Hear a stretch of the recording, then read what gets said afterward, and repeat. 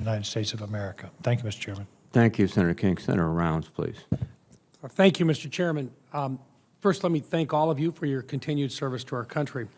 Mr. Owens, I'm going to add my voice to the voices that have already expressed concerns with regard to PFAS and PFAB.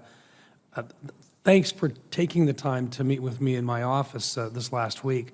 If confirmed, you will be the chairman of the PFAS task force. Given how pervasive this substance is, and the longer that we take to address the issue, the more money it will cost in the long run. This stuff doesn't stay in one place.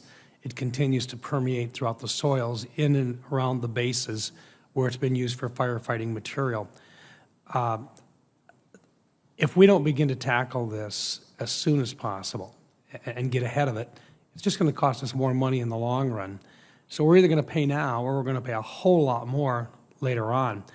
I'm just going to ask right now for your commitment that if confirmed, you will promptly grab a hold of this issue and make sure that the communities that support our military installations across this country will be taken care of and that it will be a priority for you. Senator, thanks for your focus on this issue. You have my commitment on that this will be a priority. Thank you. Dr. Plum, if confirmed, you will have oversight over the Assistant Secretary of Defense for Energy Installations and Environment, the position that Mr. Owens had been nominated for, and as such will also play a major role in making sure our installations and surrounding communities are taken care of with regard to this particular issue.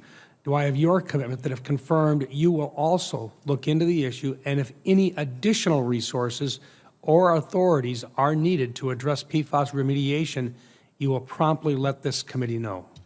Senator, you have my commitment to look into it, to proactively identify where we can make more progress and to work directly with this committee.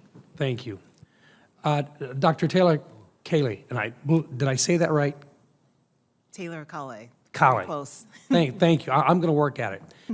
I've expressed my confusion in the past and my frustration as well of why with DOD plans and when DOD plans and prepares for a one-year or a one-war scenario, and in most cases a short one-war scenario at a time, basically on one front.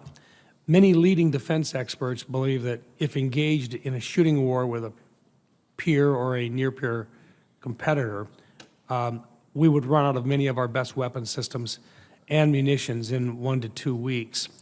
R&D for the future is needed, but we also need procurement now. Otherwise, we're going to have some very serious problems in the FY26 and 27 timeframe. Recognizing right now and learning from what we've seen in Ukraine and the challenges of moving munitions that are used day to day around right now and the shortages that immediately begin to become apparent. I simply don't believe that the defense industrial base, the mobilization of that or the type that we've seen in the past is possible and in the current operational environment.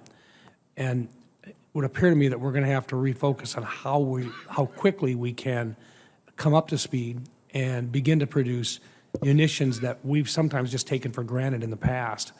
Would you agree with me that we've got to do something in order to expedite the acquisition of munitions in a more timely fashion?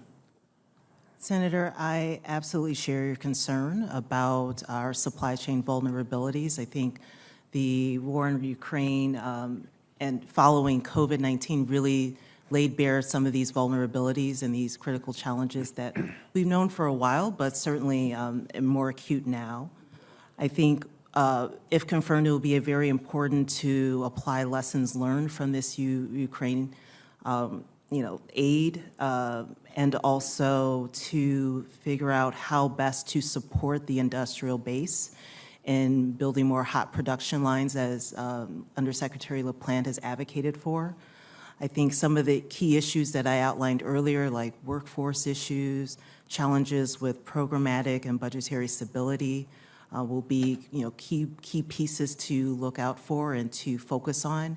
If confirmed, I commit to you that I will work closely with industry, work with this committee and your staffs, as well as across the department enterprise to really address these issues. Thank you. Thank you, Mr. Chairman. My time has expired. Thank you very much, Senator Rounds.